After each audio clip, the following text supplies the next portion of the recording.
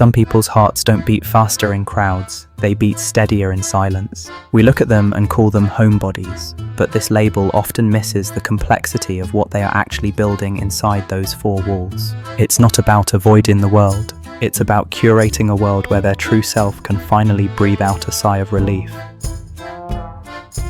They are not inherently lonely, they are selectively solitary.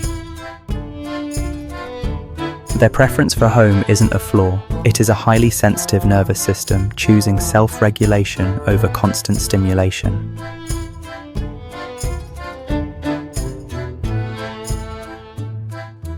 They love deeply, they care quietly, they notice everything. To the outside they look still, but internally they are running a marathon of thought, empathy, and processing. This is the paradox. The person who seems to do the least often feels the most. They need a sanctuary to decompress the sheer volume of data their mind collects all day. Think of their energy like a battery that doesn't recharge in noise. It only charges in zero-input environments. When they don't get that quiet time, their focus breaks down, their temper frays, and their inner landscape turns chaotic. We misunderstand this, thinking they are antisocial. But what if their home isn't a retreat from people, but a refueling station for the people they truly value? This preference is less about personality and more about neurological necessity. I remember the first time I realized I was one of those people. I had always tried to match the energy of the room, believing that active meant alive. I used to feel shame when my friends would invite me out, and I knew my soul was craving the quiet sound of turning pages. I once thought, if I don't go, I'll miss out. But the reality was, if I did go, I would miss out on me. That inner space became more sacred than any external event. The sound of the front door clicking shut became my personal starting gun for self-recovery.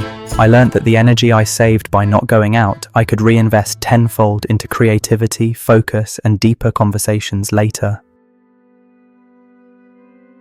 The world had taught me extroversion was the default setting for success, but my own nervous system was screaming that silence was the language of my best work.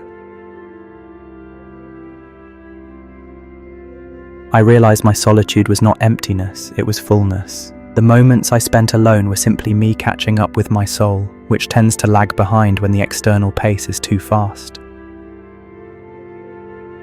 It's a gentle, almost philosophical understanding of energy management. It's an inner vow to never spend more than you can recover. And the truth is, the quality of a relationship often improves when you arrive rested, whole, and authentic, not when you show up fragmented, depleted, and resentful. My home became the editing room for the emotional footage I collected throughout the day. It was where I could finally distinguish between my own feelings and the feelings I had absorbed from the outside. It was not a hiding place, it was a place of becoming. Maybe you too have felt the silent pressure to justify your need for quiet.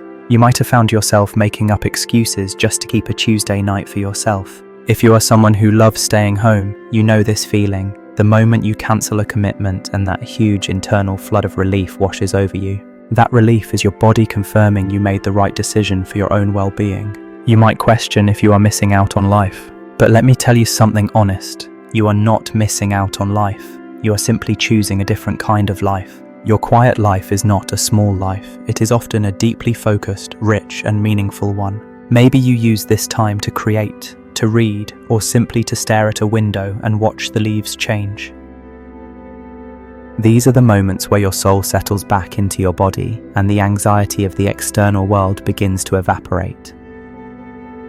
If you find true peace in the routine of your quiet home, you have mastered a fundamental skill, self-soothing. The strength you gain there is what allows you to return to the complexity of the world later without being swallowed whole.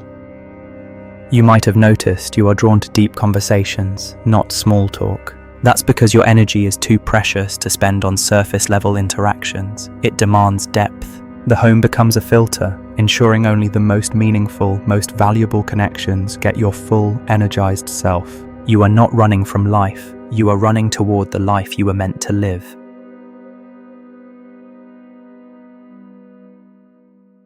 This quiet time is often mistaken for laziness. It is, in fact, intense psychological labor.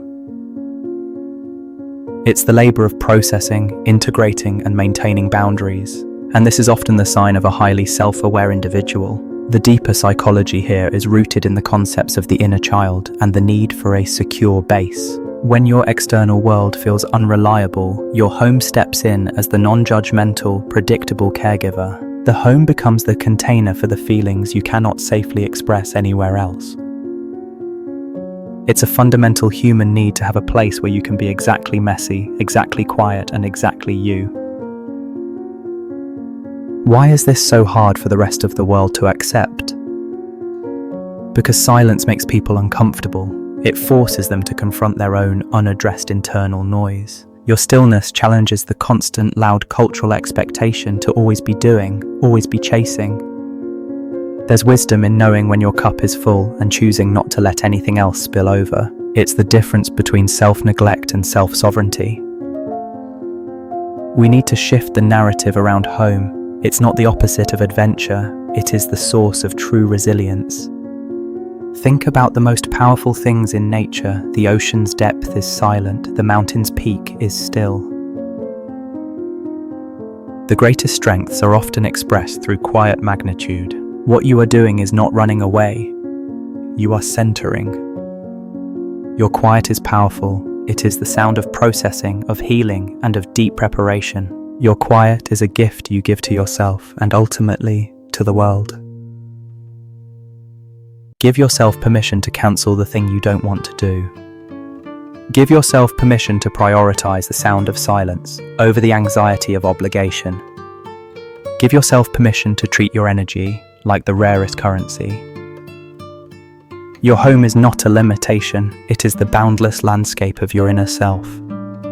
Accept that your default setting is restoration, and accept that you are most yourself when you are resting within the quiet architecture of your own making.